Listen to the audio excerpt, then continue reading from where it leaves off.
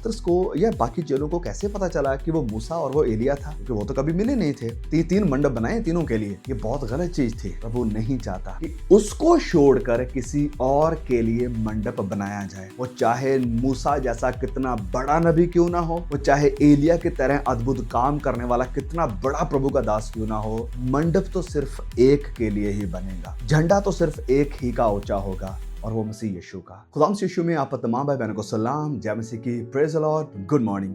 मत्ती रचित सुसमाचार में एक बार फिर से आपका स्वागत है एक नए डिवोशन के साथ।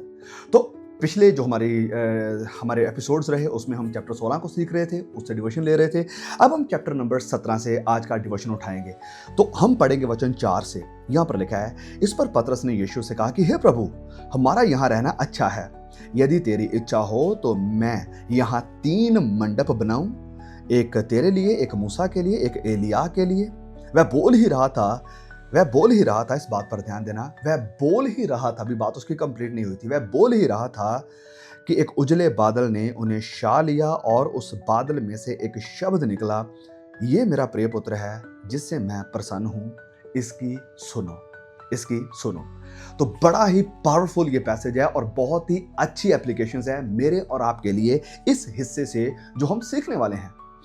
इस पूरे हिस्से में चल कर रहा है, आप बहुत से लोग जानते होंगे कि यहाँ प्रभु यीशु का रूपांतरण हुआ है, और वचन में लिखा है कि इसकी शुरुआत कहाँ से होती है।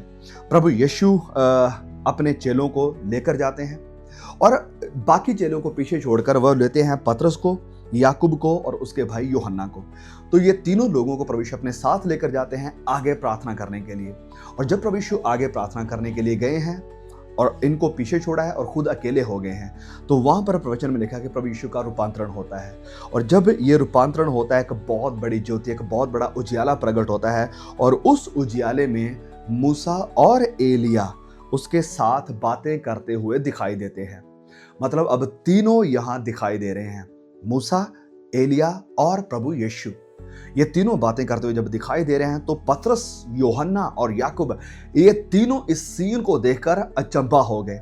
वो तीनों इस चीज को जब देखते हैं वह हैरान हो जाते हैं, बड़े खुश हो जाते हैं और कह रहे हैं कि हे प्रभु, हमारा यहाँ रहना अच्छा है, हमारा यहाँ रहना अच्छा। मतलब ये कितनी बड़ी बात है, कितनी खुशी की बात है कि आप तीनों को एक साथ देख रहे हैं। अब यहाँ पर एक चीज जो लोगों के मन में आती है कि पतरस को या बाकी चेलों को कैसे पता चला कि वो मूसा और वो एलिया था, क्योंकि वो तो कभी मिले नहीं थे। तो जब हम महिमा में आएंगे, जब हम महिमा में एक दूसरे को देखेंगे, तो किसी को बताने की जरूरत नहीं होएगी कि ये कौन है, ये क्या है। हम प्रभु यीशु के महिमा में जब प्रकट होंगे, या मसीह यीशु जब अपनी महिमा में प्रकट होगा, या जब उसके साथ जाएंगे, तो हमें पता होगा कौन है, ये कौन है, वो कौन है, एक दूसरे की हमें पहचान होगी। अब ये सारी गहराई को हो सकता है मैं आसानी से आपके पास ना रख सकूं, लेकिन जब हम मिलेंगे तो पता चलेगा, क्योंकि ये बात तो पक्की है कि ना तो मूसा के माथे पर टैग लगा था, ना एलिया के माथे पर टैग लगा था जिसे पढ़ लिया था इन्होंने, नहीं, लेकिन बस वो पहचान गए थे। कैसे पहचान गए खुदा जानता है, और शायद मुझे पता है कि जब हम महिमा में जाएंगे तो हम पहचान लेंगे एक दूसरे को। तो फिर हम आगे बढ़ते हैं। तो यहाँ पर देखने को क्या मिल रहा है कि जब ये सारी बातें हो रही हैं, तो पतरस फिर इसी एक्साइटमेंट में, इसी खुशी में कहता है कि प्रभु, यदि आपकी इच्छा हो तो मैं यहाँ पर 3 मंडप बनाऊं, एक आपके लिए, एक मूसा के लिए और एक एलिया के लिए। 3 मंडप, 3 तंबू, 3 मंदिर, 3 जगह। अब यहाँ पर गड़बड़ थी। वो कह रहा, प्रभु यदि तेरी इच्छा हो तो हम करें ये, एक मंडप, 3 मंडप बनाए तीनों के लिए।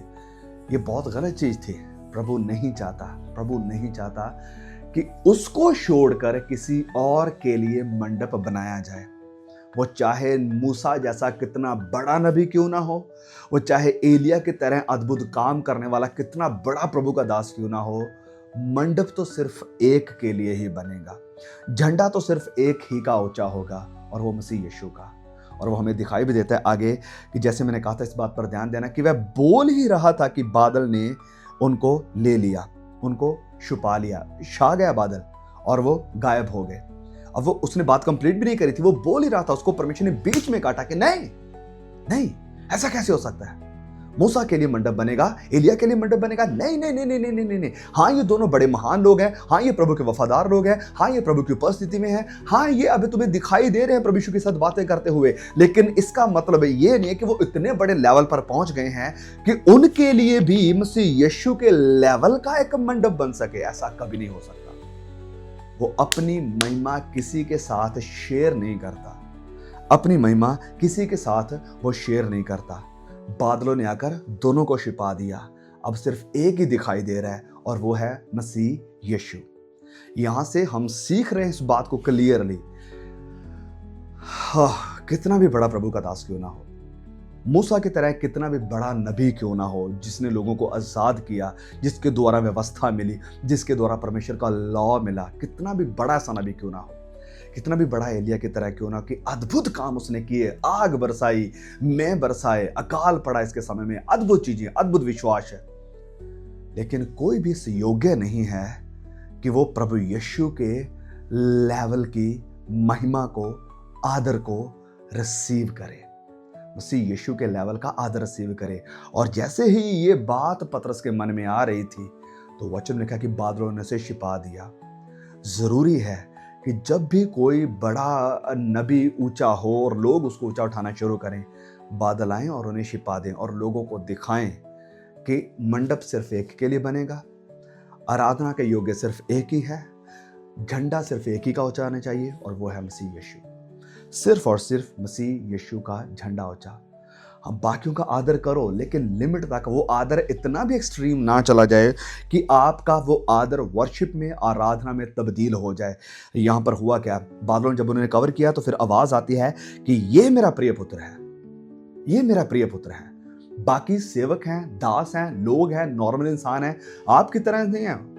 वो पतरस, याकूब, यूहन्ना, वो आपकी तरह ही आम इंसान थे जिन्हें प्रभु ने इस्तेमाल किया है अपने काम के लिए, अपनी महिमा के लिए, अपने लोगों के लिए। लेकिन कोई भी इतना बड़ा नहीं है कि वो प्रभु यीशु के लेवल पर आ चुका है, कोई भी नहीं है। हर किसी का रैंक तुम्हारे जैसा ही है, क्योंकि वो मनुष्य ही है। तो आवाज क्या है कि ये मेरा पुत्र है, मेरा बेटा ये है, इसकी आवाज सुनो, इसकी महिमा करो, इसका मंडप बनाओ, इसकी आराधना करो, इसका झंडा ऊंचा करो। दुख की बात पता क्या है, आज लोगों ने मसीह यीशु को बादलों में छिपा दिया है और बहुत सारे सो कॉल्ड प्रभु के दासों को, अपने आप को प्रभु का दास तो वो कहते नहीं, बड़े बड़े जनरल्स को, बड़े बड़े अपने आप में पता नहीं कहाँ से रैंक बन गए इनके। बाइबल में तो कभी मैंने ये रैंक देखे नहीं और कभी देखा भी नहीं कि सजेस्ट किया जाए कि हाँ भाई तुम्हारी ये रैंक है। रैंक मिल गए हैं, कोई रैंक नंबर 1 का है, कोई रैंक नंबर 7 का है, कोई रैंक नंबर 3 का है।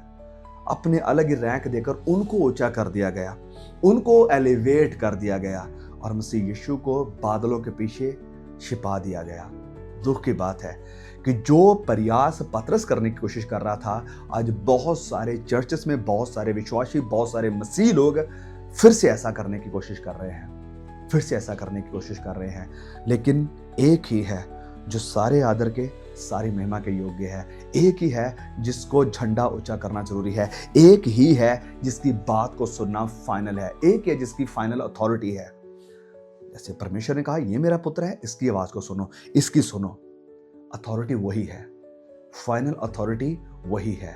आज बहुत सारे क्रिश्चियंस के, आज बहुत सारे लोगों के लिए, उनके लिए फाइनल अथॉरिटी उनका फेवरेट मम्मी पापा है, उनका फेवरेट प्रचारक है, उनका फेवरेट अपोस्टल है, उनका फेवरेट प्रॉफिट है। प्रभु यीशु फाइनल अथॉरिटी नहीं है। उनको प्रभु यीशु से उतना डर नहीं लगता जितना उनको इन प्रचारकों से लगता है। काश कि हमारे अंदर मसीह यीशु के प्रति इतना आदर, इतना डर होता, जितना डर और जितना आदर हम इंसानों को दे रहे हैं, जितना आदर और जितना डर हम एलिया का और मूसा का रखते हैं। काश इससे ज़्यादा आदर हम मसीह यीशु का करते, मसीह यीशु का करते। और ये हिस्सा हमें सिखा रहा है कि कोई भी प्रभु यीशु के लेवल का नहीं। आज मुझे दुख होता है जब मैं कई बार लोगों को सुनता हूँ, कई बार सोशल मीडिया पर देखता हूँ, कई बार लोगों के कमेंट्स देखता हूँ, हम उसके हैं, हम इसके हैं, मेरा फेवरेट ये, मेरा फेवरेट वो, मैं इसको मानता हूँ, मैं उसको सुनता हूँ, मैं इसका पसंद करता हूँ, हम इसके चर्च में जाते हैं, हम स्पेशल, हम बड़े, हमारी चर्च बड़ी, हमारी चर्च यूनिक, हमारी चर्च सबसे जिंदा चर्च है। दुख की बात है कि लोगों ने एक चर्च को, एक इंसान को एलिवेट करना शुरू कर दिया है, उनके लिए मंडप बनाना शुरू कर दिया है। अपने दिलों में उनके लिए मंडप बनाए हैं। और दुख की बात सिर्फ दिलों में नहीं, कई लोगों ने अपने घरों में उनके मंडप बना दिए हैं। उनकी फ़ोटो घर में रखेंगे, उनकी फ़ोटोज़ को वॉलपेपर पर लगाएँगे, उनकी फ़ोटोज़ को लेकर उनका मंदिर एक बना दिया गया। ऐसे भी घर हैं, ऐसे भी लोग हैं हमारे इंडिया में, जिन्होंने पास्टर्स को, जिन्होंने प्रचारकों को, जिन्होंने इन लोगों को इतना ऊंचा लेवल दे दिया है। उनके नाम के गाने गाए जाते हैं, उनके नाम की वर्शिप करी जाती है, उनके नाम की फ़ोटोज़ निकाली जाती है, उनके नाम की फ़ोटोज़ यहाँ बाइबल पर लगाई जाती है। दुख की बात है, दुख की बात है, क्योंकि हमें यहाँ देखने को मिल रहा है कि जब मूसा को, एलिया को ऐसे एलिवेट करने की बात हुई तो बादलों ने तुरंत आकर उन्हें गायब कर दिया और सिर्फ मसीह यीशु दिखाई दे रहा था। और बात भी यही होती है, आवाज़ भी यही कहती है, इसकी सुनो, ये मेरा पुत्र है, ये मेरा बेटा है। बाकी सब दास है मेरे, बाकी सब वो लोग हैं जिनको मैंने इस्तेमाल किया है, वो और तुम्हारे लेवल के इंसान ही हैं, वो इंसान ही है। मेरा बेटा ये है, इसकी सुनो। क्या आप मसीह यीशु की सुनेंगे? क्या आप मसीह यीशु का झंडा ऊंचा करेंगे? क्या आप मसीह यीशु के लिए अपने हृदय में, अपने दिल में मंडप बनाएंगे? या अभी तक लोगों के लिए ही आपके अंदर, आपके मन में मंडप बना पड़ा है? परमेश्वर इस वचन के द्वारा आपको आशीष दे। प्लीज इसे शेयर करें, बहुत सारे भाई बहनों तक पहुंचाएं। मैं आपको दोबारा फिर मिलूंगा एक और नई वीडियो के साथ। तब तक के लिए प्रभु मुझे, आपको, हम सबको संभाल के रखे। आमीन।